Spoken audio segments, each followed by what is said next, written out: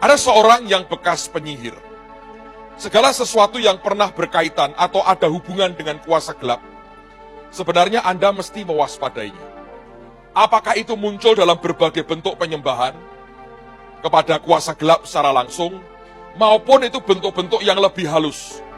Karena ketika mereka pernah mencengkram seseorang, ternyata dia tidak dengan gampang melepaskan cengkramannya. Anda mungkin pernah didoakan pelepasan, tapi bekas cengkramannya dia itu, tetap racunnya itu seringkali tidak langsung bisa keluar. Nanti sewaktu-waktu itu akan muncul lagi, sampai engkau terus dibersihkan Tuhan. Nah, Simon ini sebuah contoh yang baik sekali untuk kita menyiapkan diri kita menjelang Tuhan datang kedua kali.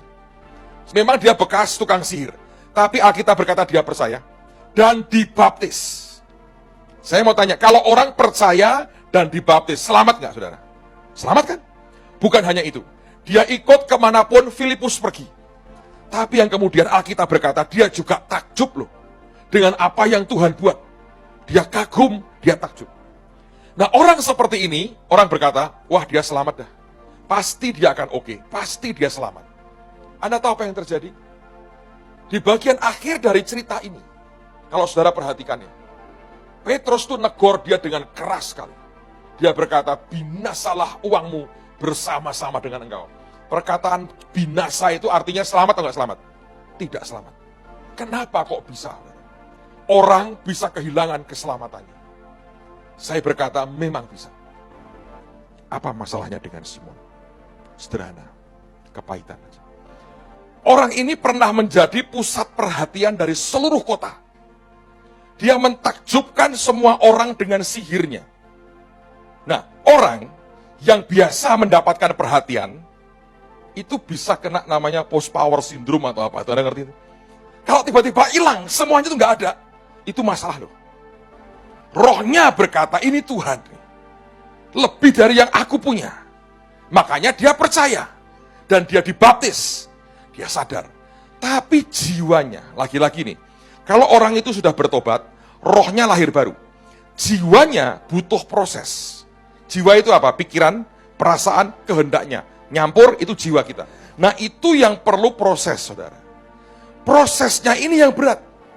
Nah, ternyata diam-diam, dia punya kerinduan untuk kembali dipuja dan dihormati dan dikagumi orang. Datanglah dua orang yang kalau bahasa penyihir berkata lebih sakti dari Filipus. Petrus dan Yohanes datang dari Yerusalem. Dan mereka mulai bicara soal Roh Kudus.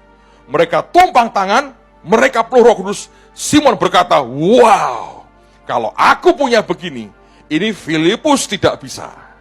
Filipus kalah sakti sama yang ini. Gua mau ilmu yang lebih hebat. Lihat cara mikirnya, cara mikir penyihir. Semua bekas kuasa gelap itu, ujungnya masih terus akan coba ngikuti. Dan semua pengalaman kita masa lalu, terus masih coba akan terus ikuti kita sampai kapanpun. Di depan Tuhan nggak ada mana sakti, mana nggak sakti. Semua dari Dia kok. Bukan milik kita. Nah, di situ mulai dia tergoda. Tergoda untuk apa? Untuk berkata, aku harus jadi orang yang lagi-lagi jadi pusat perhatian di kota ini. Diam-diam, dia sebetulnya iri dan jealous dengan Filipus. Kenapa kok dia sekarang? Harusnya aku.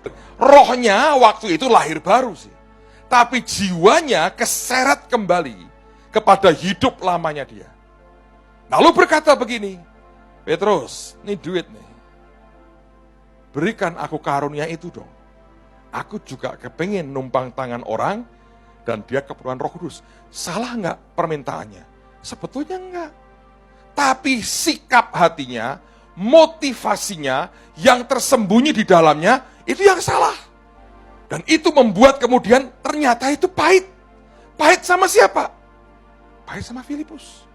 Pahit dengan keadaannya. Pahit kenapa aku tersingkir. Pahit kenapa aku bukan yang utama.